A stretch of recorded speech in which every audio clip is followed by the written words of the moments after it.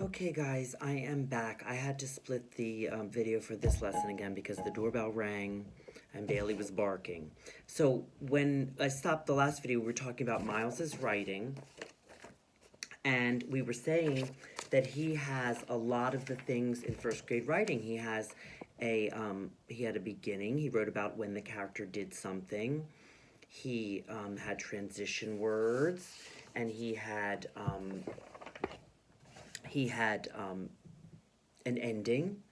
He wrote across the pages, and he filled up the pages. He has volume. He has a lot of details. So from the volume, you can see he elaborated. He has a lot of details. He told the story step by step. Now, as far as the craft, which is like bringing the story to life, he has talking, and he has word bubbles. He has details in the pictures. He has feelings on the faces. He could add a little bit more feeling into the story, maybe some thinking, but he has movement that he pushed his mom, and that she stopped. That's an action word. Catch. He used sparkly words, punished, and spelled it the best he could. Okay, so what would Miles's goals be? Well, first we like to start with what does he do well? Well, I said that he has a lead, he has transition words and ending. He wrote about one time the character did something. He zoomed in on the details. He wrote across the pages. He wrote a lot of words. What can he work on? Well, then we get to the last page of the checklist, which is spelling. Now, he did good with spelling. He has, if you see the word, all words are spelled correctly. He stretched out harder words. Look, he has ride with the silent E, so that's good. He used all he knew about spelling. Look here, one spring day Chester was going to Six Flags, period. This should be a capital H. Here, he was with his mom.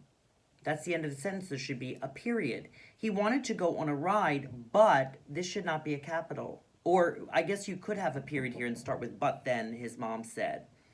Okay? And then on the one page, it was a little confusing. Remember when I had trouble reading it? Right here, later, they were right in front, and this was hard to read. I still can't figure out what it is. And he also needs a period here. So what can Miles work on? Well, he can work on punctuation, capitalization. He can work on make sure his reading is clear. He can read it to a friend or even read it to himself, and maybe add a little bit more craft, bringing a story to life, the feelings and the thinking. Okay, so those are his goals. Now he could write down his goals.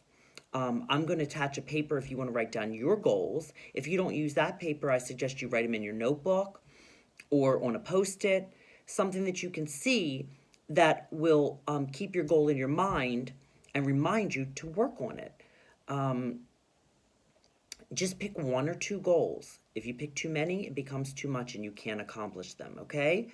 So I'm going to attach a paper that you can print out or even just type in, and you can have that next to you when you're writing so you can remember what your goals are, okay? You can always do more.